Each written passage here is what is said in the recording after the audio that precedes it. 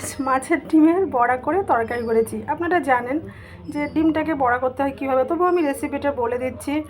রেসিপিটা হচ্ছে মাছের ডিমটাকে নুন, হলুদ, একটু কাঁচা লঙ্কা, একটু কাঁচা পেঁয়াজ দিয়ে ভালো করে ওটাকে একটু সামান্য বেসন দিয়ে ওটাকে একটু মেখে নেবেন। মেখে নিয়ে কড়াইতে সাদা তেল দেবেন, দিয়ে ওইটাকে গোল গোল করে বড়া করে নেবেন। নিয়ে যখন দেখবেন এটা লাল লাল ভাজা হয়ে গেছে, ওটা এবার তুলে নেবেন। তুলে নিয়ে কি করবেন, আলুটাকেও লাল লাল করে একটু ভেজে তুলে নেবেন নুন হলুদ দিয়ে। তারপরে কড়ার মধ্যে সাদা তেল, সর্ষের তেল আপনাদের যেটাই ভালো লাগে দেবেন।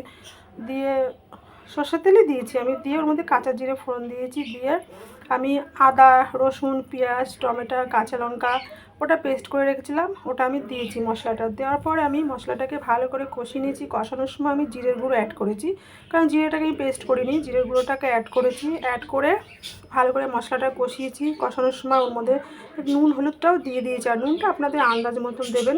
দিয়ে ওটা কষিয়ে দেখেছি, যখন দেখেছি একটু মানে মশলা থেকে তেলটা ছেড়ে ছেড়ে গেছে, তখন কী করবো, ওই ভাজা আলুটা ওর মধ্যে অ্যাড করে দেবেন। দিয়ে ভাজা আলুটা দিয়ে ভালো করে নেড়ে নেড়ে নেড়ে কষা কষা হয়ে গেলে এবারে জল দিয়ে দেবেন। দিয়ে নুন হলুদ তো দেওয়াই আছে, দিয়ে ঢাকা দিয়ে দেবেন।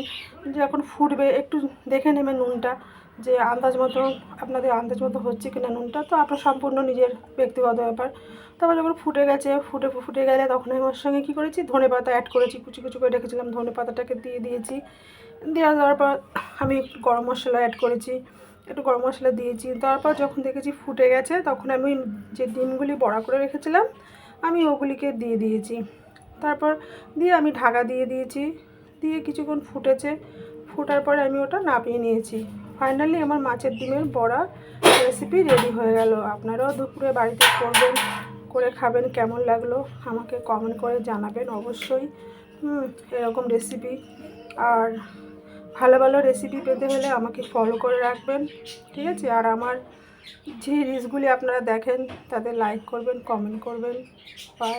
আর তোমরা সবাই খুব ভালো আমার ফ্রেন্ডরা। বাই, টাটা, রাখি তাহলে এই পর্যন্ত।